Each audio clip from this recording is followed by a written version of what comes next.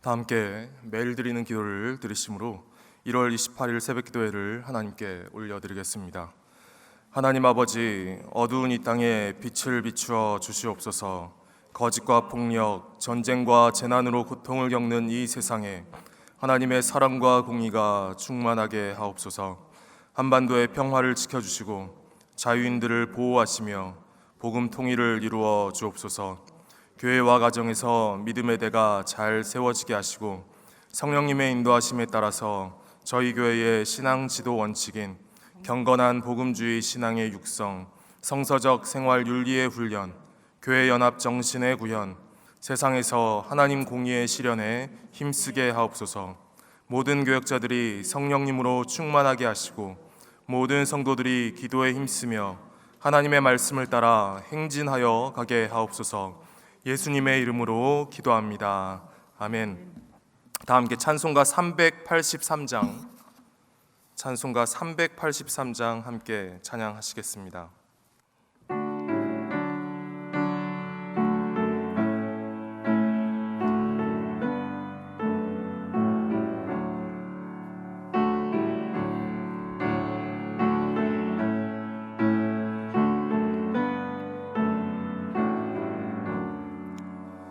눈을 들어 산을 보니 도움 어디서 오나.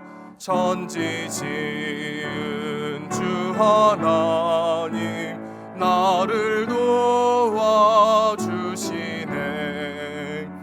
나의 발이 실종아 함께 주가 깨어 지키며 택한 백성 항상 지켜 길이 보호하시네.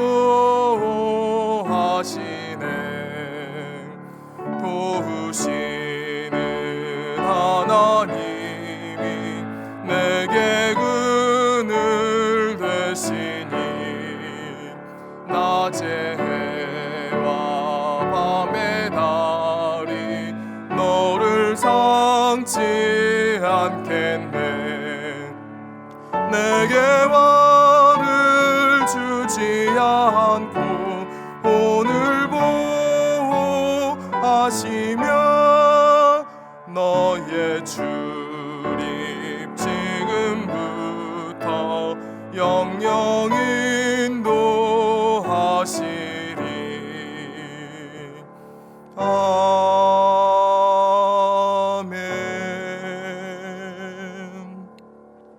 오늘 하나님께서 저에게 준 말씀은 느헤미야 7장의 말씀입니다. 성벽이 건축됨에 문짝을 달고 문지기와 노래하는 자들과 레위 사람들을 세운 후에 내 아우 하나니와 영문에 관한 하나냐가 함께 예루살렘을 다스리게 하였는데, 하나냐는 충성스러운 사람이요 하나님을 경외함이 무리 중에서 뛰어난 자라. 내가 그들에게 이르기를 해가 높이 뜨기 전에는 예루살렘 성문을 열지 말고 아직 파수할 때에 곧 문을 닫고 빗장을 지르며 또 예루살렘 주민이 각각 자기가 지키는 곳에서 파수하되 자기 집 맞은편을 지키게 하라 하였노니, 그 성읍은 광대하고 그 주민은 적으며 가옥은 미처 건축하지 못하였음이니라. 내 하나님이 내 마음을 감동하사 귀족들과 민장들과 백성을 모아 그 계보대로 등록하게 하심으로 내가 처음으로 돌아온 자의 계보를 얻었는데, 거기에 기록된 것을 보면 옛적에 바벨론 왕 느부갓네살에게 사로잡혀 갔던 자들 중에서 노임을 받고 예루살렘과 유다에 돌아와 각기 자기들의 성읍에 이른 자들, 곧 수룹바벨과 예수아와 느헤미야와 아사랴와 라야마와 나하마니와 모르드게와 빌산과 미스베렛과 비그웨와 느훔과 바하나와 함께 나온 이스라엘 백성의 명수가 이러하니라. 바로스 자손이 2172명이요 스바랴 자손이 372명이요 아라 자손이 652명이요 반 모압 자손 곧 예수아와 요압 자손이 2818명이요 엘람 자손이 1254명이요 사뚜 자손이 845명이요 삭게 자손이 760명이요 빈누이 자손이 648명이요 부베 자손이 628명이요 아스가 자손이 2322명이요 아도니감 자손이 667명이요 비그웨 자손이 2067명이요 아딘 자손이 655명이요 아델 자손 곧 히스기야 자손이 98명이요 하숨 자손이 328명이요 베세 자손이 324명이요 하립 자손이 112명이요 기본 사람이 95명이요 베들레헴과 느도바 사람이 188명이요 아나돗 사람이 128명이요 베다스마웨 사람이 42명이요 기럇 여아림과 그비라와 부에롯 사람이 743명이요 라마와 게밧 사람이 621명이요 믹마스 사람이 122명이요 베델과 아이 사람이 123명이요 기타 느보 사람이 52명이요 기타 엘람 자손이 1254명이요 하림 자손이 320명이요 여리고 자손이 345명이요 로드와 하딧과 오노 자손이 721명이요 스나 자손이 3930명이었느니라. 제사장들은 예수아의 집 여다야 자손이 973명이요 임멜 자손이 1052명이요 바술 자손이 1247명이요 하림 자손이 1017명이었느니라. 레위 사람들은 호도야 자손 곧 예수아와 간미엘 자손이 74명이요 노래하는 자들은 아삽 자손이 148명이요 문지기들은 살룸 자손과 아델 자손과 달문 자손과 악굽 자손과 하디다 자손과 소베 자손이 모두 138명이었느니라. 느디님 사람들은 시아 자손과 하수바 자손과 답바옷 자손과 게로스 자손과 시아 자손과 바돈 자손과 르바나 자손과 하가바 자손과 살메 자손과 하난 자손과 깃델 자손과 가할 자손과 르아야 자손과 르신 자손과 느고다 자손과 갓삼 자손과 우사 자손과 바세아 자손과 베세 자손과 무님 자손과 느비스심 자손과 박북 자손과 하그바 자손과 하롤 자손과 바슬릿 자손과 무이다 자손과 하르사 자손과 바르고스 자손과 시스라 자손과 데마 자손과 느시아 자손과 하디바 자손이었느니라. 솔로몬의 신하의 자손은 소대 자손과 소베렛 자손과 부리다 자손과 야알라 자손과 다르곤 자손과 깃델 자손과 스바랴 자손과 핫딜 자손과 보게렛 하스바임 자손과 아몬 자손이니 모든 느디딤 사람과 솔로몬의 신하의 자손이 392명이었느니라. 델멜라와 델하르사와 그룹과 앗돈과 임멜로부터 올라온 자가 있으나 그들의 종족이나 계보가 이스라엘에 속하였는지는 증거할 수 없으니 그들은 들라야 자손과 도비야 자손과 느거다 자손이라 모두가 642명이요 제사장 중에는 호바야 자손과 하코스 자손과 바르실레 자손이니 바르실레는 길르앗 사람 바르실레의 딸 중에 하나로 아내를 삼고 바르실레의 이름으로 불린 자라. 이 사람들은 계보 중에서 자기 이름을 찾아도 찾지 못하였으므로 그들을 부정하게 여겨 제사장의 직분을 행하지 못하게 하고 총독이 그들에게 명령하여 우림과 둠밈을 가진 제사장이 일어나기 전에는 지성물을 먹지 말라 하였느니라. 온 회중의 합계는 42,360명이요 그 외에 노비가 7,337명이요 그들에게 노래하는 남녀가 245명이 있었고 말이 736마리요 노새가 245마리요 낙타가 435마리요 나귀가 6,720마리였느니라. 어떤 족장들은 역사를 위하여 보조하였고 총독은 금천 드라크마와 대접 50과 제사장의 의복 530벌을 보물곳간에 드렸고 또 어떤 족장들은 금 2만 드라크마와 은 2,200마네를 역사 곳간에 드렸고 그 나머지 백성은 금 2만 드라크마와 은 2,000마네와 제사장의 의복 67벌을 드렸느니라. 이와 같이 제사장들과 레위 사람들과 문지기들과 노래하는 자들과 백성 몇 명과 느디딤 사람들과 온 이스라엘 자손이 다 자기들의 성읍에 거주하였느니라. 오늘도 새벽에 주의 성전에 나와 하나님께 예배하며 기도하며 하루를 시작하시는 우리 영락의 모든 성도님들 그리고 또한 방송으로 함께 예배하시는 우리 영락의 모든 성도님들에게 하나님의 은혜와 축복이 가득하시기를 간절히 기원드립니다. 드디어 이 성벽 재건 공사가 끝이 나게 됩니다. 조금 앞으로 가셔서 6장 15절 말씀을 보시기 바랍니다. 성명 역사가 52일 만인 엘루럴 25일에 끝남에 아멘. 여러분 우리가 계속 봐왔던 것처럼 그 산발락과 도비아로 대표가 되는 그 외부의 대적들의 공격과 방해를 겪으면서도 또 내부적으로는 그 경제적인 어려움, 경제적인 위기 이런 어려움으로 인하여서 갈등과 분열이 일어날 뻔했음에도 불구하고 그 모든 어려움들을 이겨내고 이제 예루살렘 성벽 재건 공사가 끝마쳐지게 된 것이지요. 그것도 2달도 안 되는 기간 52일 만에 끝마치게 되었습니다. 여러분 역사적으로 한번 살펴보면은요 기원전 586년에 바벨론에 의하여서 예루살렘 성이 파괴가 되거든요. 멸망이 됩니다. 그런데 그로부터 70년 정도가 지난 기원전 515년에 예루살렘 성전이 먼저 다시 세워지게 되고 또 그로부터 70년이 더 지난 기원 444년 즈음에 그러니까 예루살렘이 멸망되고 난 그 이후로부터는 약 140년이 지난 시점에 이르러서야 이제 예루살렘 성벽이 다시 세워지게 된 것입니다. 6장 16절의 말씀과 같이 이 모든 일이 하나님께서 행하신 놀라운 역사였던 것이지요. 그런데요, 저는 이 말씀을 읽으면서 이런 질문이 생겼습니다. 느헤미야서가 왜 6장에서 끝나지 않은 것일까라고 말입니다. 여러분, 느헤미야는 고국 예루살렘의 그 가슴 아픈 소식을 듣고 아픈 마음을 가지고 성벽 건축을 위해서 지금 예루살렘으로 오지 않았습니까? 이제 예루살렘 성벽 공사가 다 마무리가 되었으니까 느헤미야는 자기가 원래 있던 페르시아로 돌아가도 되는 것 아닙니까? 그런데 느헤미야는 그러지 않고 오늘 계속 일을 해나가는 것이지요. 느헤미야서는 6장에서 끝나지 않고 7장 그리고 계속 앞으로도 계속 말씀들이 이어져 나가는 것입니다. 그리고 7장으로 오면은요 또 이상한 말씀이 있습니다. 우리 1절과 2절 말씀 다시 한번 함께 읽도록 하겠습니다. 성벽이 건축됨에 문짝을 달고 문지기와 노래하는 자들과 레위 사람들을 세운 후에 내 아우 하나니와 영문의 관원 하나냐가 함께 예루살렘을 다스리게 하였는데 하나냐는 충성스러운 사람이요 하나님을 경외함이 무리 중에서 뛰어난 자라. 아멘. 성벽을 다 건축한 다음에 예루살렘을 다스릴 자를 세우는 것입니다. 여기서 하나니라고 하는 인물은 여러분 기억하시죠? 1장에서 예루살렘 소식을 처음 느헤미야에게 전했던 그런 사람입니다. 여러분, 예루살렘에서 원래 느헤미야가 있었던 페르시아까지는 대략 이 3개월 정도 그런 시간이 걸리는 굉장히 먼 거리였다라고 합니다. 자기 조국의 소식을 전하기 위하여서 그렇게 먼 거리를 달려갔다라고 하는 것만으로도 이 하나니라고 하는 사람이 얼마나 충성스러운 사람인지를 우리가 알 수 있는 것이지요. 그리고 또 한 명의 충성스러운 사람, 관원 하나냐라고 하는 사람에게 이 예루살렘을 다스리는 것을 맡기는 것이지요. 여러분, 나의 지도하에 지금 성벽 건축이 다 완료가 됐다면 조금 욕심도 나지 않겠습니까? 지금 느헤미야는 지금 다 망해버렸던 그 성을 다시 좀 성답게 다시 재건하였거든요. 페르시아 왕에게 요청해서 제가 지금 예루살렘 성벽 공사를 다 마쳤는데 앞으로도 이 예루살렘을 좀 다스리게 해달라고 이야기를 하고 자기가 이 성을 좀 다스리고 싶은 그런 마음도 있지 않았겠습니까?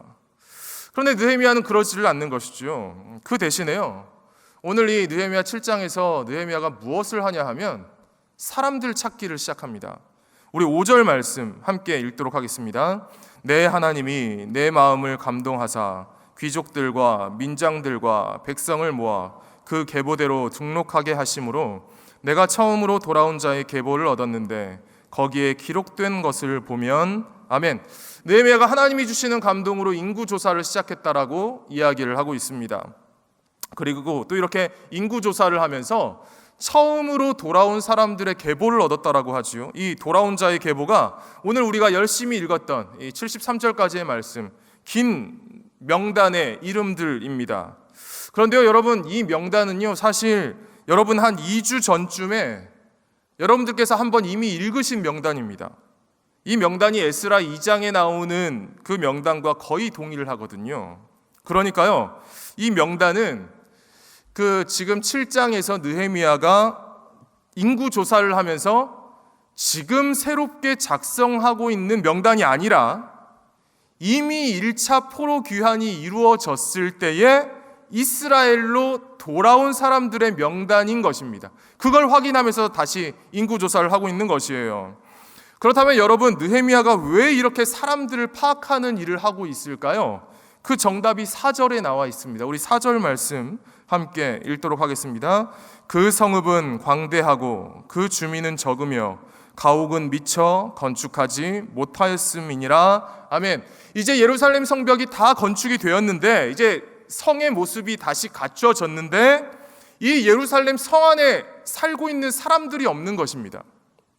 그래서 인구 조사도 하고 1차 포로 귀환 때 이스라엘로 돌아온 사람들이 얼마나 되는지를 좀 알아보자. 이렇게 알아보면서 그 사람들 중에서 이스라엘 전역에 퍼져 있는 사람들 중에서 지금 새롭게 지은 예루살렘 성에 이주해서 새롭게 이사해서 들어와서 살 만한 사람이 있는지 그 사람들을 지금 느헤미야가 찾기를 시작했다라는 것입니다. 여러분, 이렇게 움직이고 있는 느헤미야를 보면은요, 우리는 오늘 이 말씀 속에서 이 사실을 깨닫게 됩니다.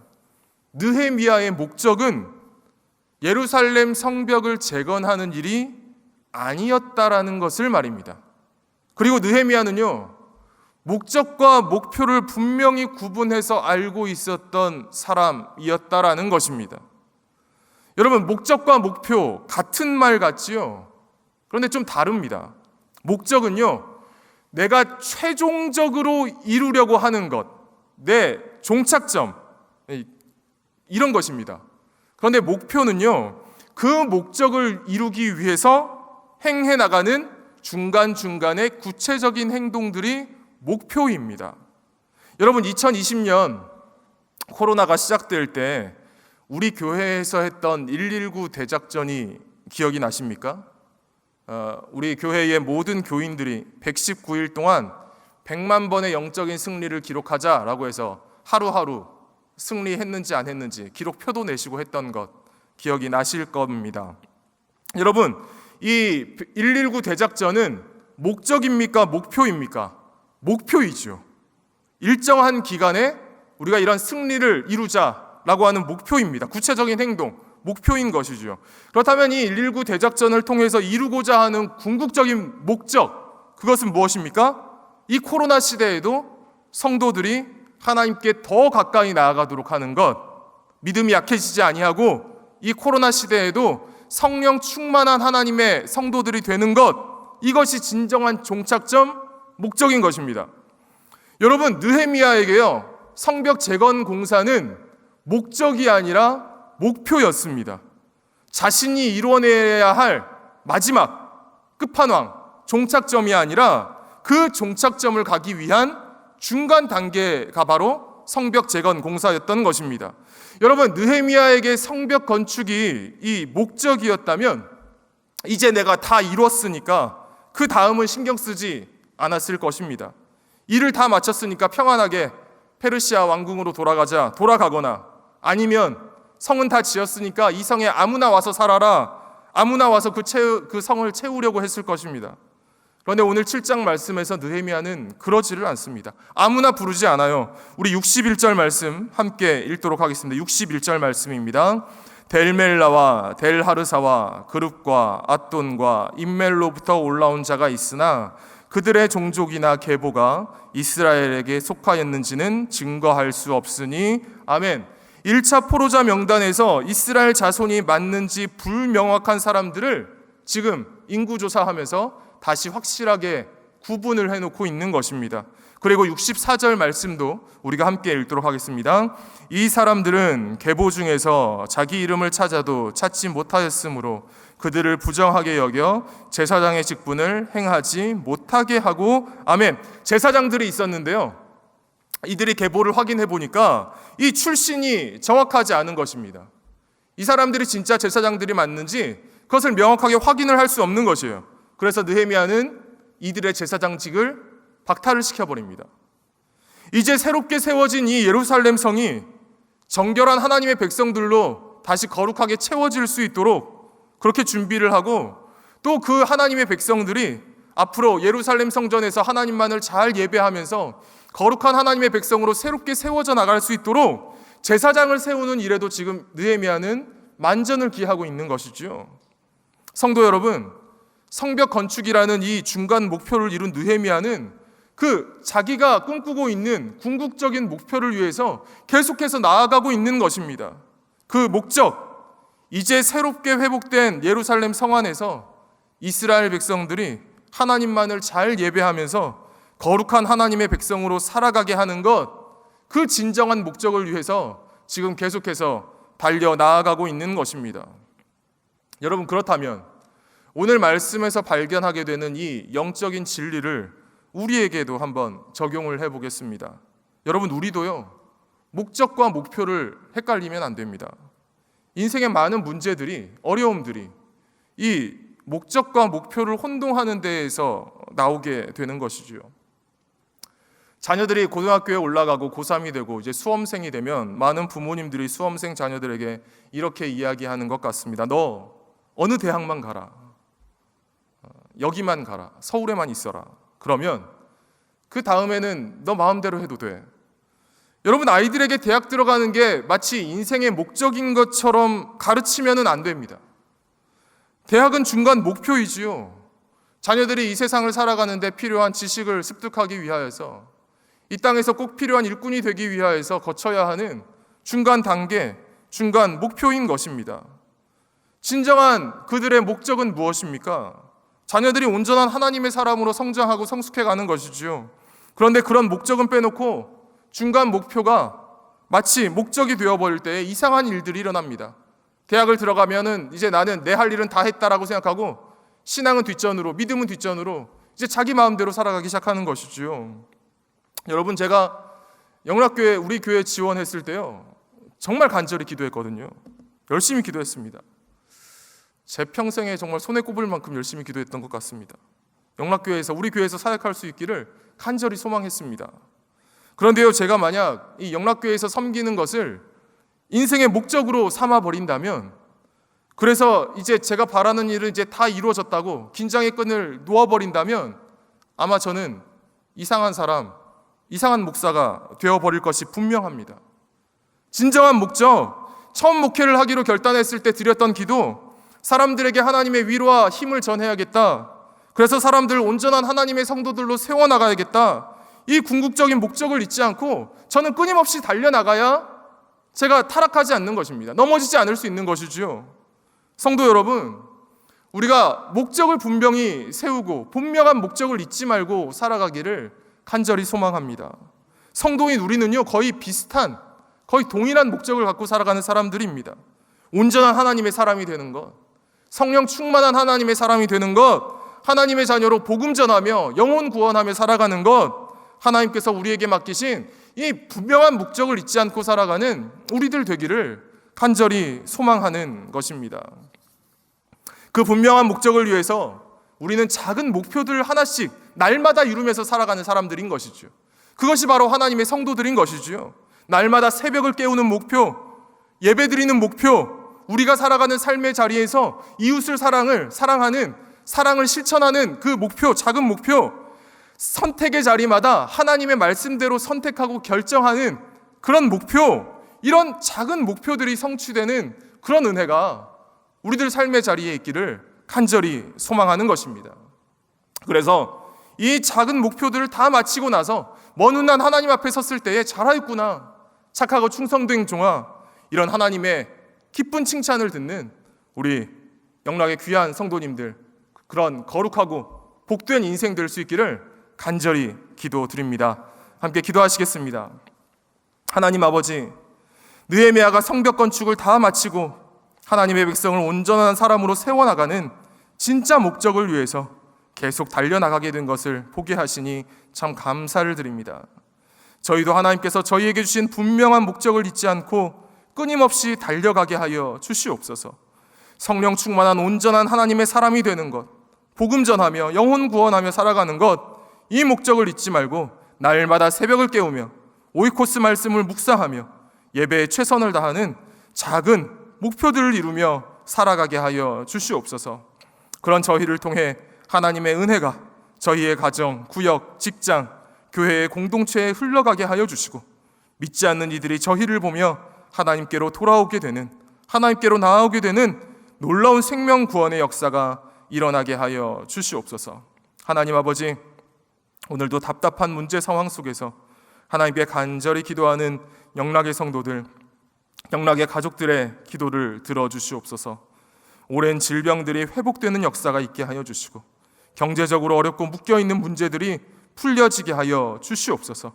무엇보다 저희 자녀들이 저희보다 더 대단한 믿음의 일꾼 되게 하여 주셔서 하나님을 믿는 믿음이 흘러가는 믿음의 가정들, 믿음의 명문 가정들 다 되게 하여 주시옵소서. 주일 예배를 준비하는 토요일입니다. 내일도 영락교회에서 드려지는 모든 예배마다 성령 하나님 충만하게 임재하여 주시고, 예배의 감격과 말씀의 깊은 은혜, 찬양의 기쁨을 영락교회 예배의 자리에 충만하게 허락하여 주시옵소서. 우리 구주 예수 그리스도의 이름으로 기도드리옵나이다. 아멘. 이 시간 함께 기도하실 때의 말씀을 기억하시면서 성령 충만한 온전한 하나님의 백성이 되는 인생의 목적을 잊지 말고 늘 하나님과 동행하는 믿음의 삶 살아가게 하여 주시옵소서. 영락수련원, 영락기도원, 설악산 수양관이 한국교회와 민족을 섬기는 귀한 통로가 되도록 모든 부서들마다 주일을 잘 준비할 수 있도록, 또한 말씀을 준비하시는 모든 목회자들을 위하여서 함께 기도하시고, 개인적으로 가지고 나오신 기도 제목 가지고 기도하시고 자유롭게 돌아가도록 하겠습니다. 기도하시겠습니다. 사랑과 은혜 아버지 하나님 감사를 드립니다. 한 주간의 느헤미야서의 말씀을 통하여서 하나님의 말씀을 깨닫게 하시고 보게 하시고 말씀 안에서 은혜를 얻게 하시니 참으로 감사를 드립니다. 하나님, 성벽 건축을 다 마친 느헤미야가 이제 진정한 그 마음 가운데 있었던 진정한 목적을 위해서 끊임없이 달려가는 것을 보게 하시니 감사를 드립니다. 하나님 아버지, 저희도 저희에게 주신 인생의 목적을 잊지 아니하고 거룩한 하나님이 사람이 되는 목적, 예수님을 닮아가는 성도가 되는 목적, 복음 전하며 영혼 구원하는 인생의 목적을 위해서 끊임없이 달려나가는 저희들의 모두가 되게 하여 주시옵소서. 그 목적을 이루기 위하여서 작은 인생의 목표들을 이루어 나가기를 원합니다. 새벽을 기도로 깨우게 하시고 예배의 자리를 지키게 하시고, 하나님, 인생길을 걸어갈 때에 말씀을 기준 삼아 선택하며 결정하며 말씀에 순종하며 믿음의 행진을 하는 목표들을 이루어 나아가게 하여 주시옵소서. 주님, 은혜 내려주시기를 간절히 바라고 소망합니다. 주님, 함께 하여 주시옵소서.